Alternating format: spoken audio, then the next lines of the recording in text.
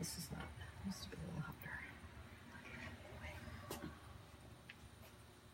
Okay, so I'm melting a little glass, and this is soft Italian glass, so it melts at about 1400 degrees.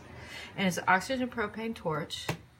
And what I'm going to do here is, like, a lot of the detail that I get in my beads is really tiny, so I need little pieces of glass. So what I do is I nip off a bit of the glass. This is just one way to do this, to make what's called a stringer. So this is a little piece of glass that I'll use later for detail. So it's like a little hair. So I'll set that aside and then go back in and get my glass hot. And I am gathering it just like you do with a big glass. You know, they call it gathering the glass. It's the same if it's little or big. And then this is a mandrel. And I'm going to heat this mandrel up to about the same temperature. And this is coated with a bead release, which will let the bead well, supposedly slip off, but usually it takes a lot of tugging. Okay, so now I've got this nice gather of glass, and I've got my mandrel, and now I just turn the bead onto the mandrel, and voila, a bead. Now it'll cool to the original color. Now I'm going to just add just a little bit to show you that I can make it bigger and bigger. Some of the beads I make take up to a half an hour to make, or even an hour some. Okay, now I'm going to take a little black here, and I'm going to attach the black and just wrap it and wrap it, and then that becomes a stripe.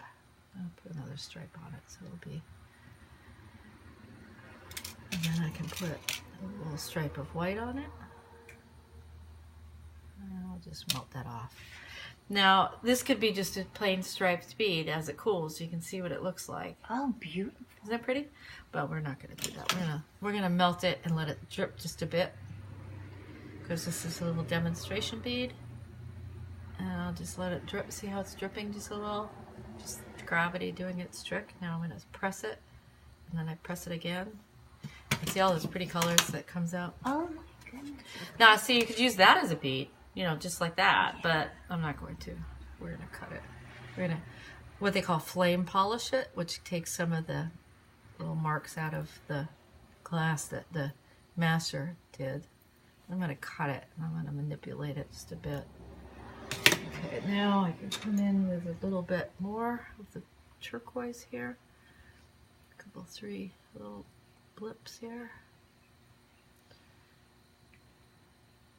And then I'll take this little bit of off-white.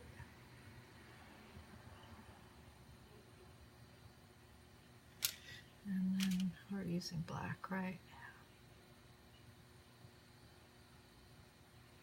Who taught you how to do that? I am actually self-taught. I was signed up to take a class, and I just never got to it. And by the time the class came around, well, I was signed up for the class, and then by the time the class came around, I had already done it like for a month, and I was like, oh yeah, I can teach this now. So, but I read a book over and over again, and I finally started doing it. Okay, so this little guy. Oh my goodness! Isn't he cute? Fish. He's got a nice little movement in his tail. Oh, he does. The cute little eyes. I didn't even see you do eyes.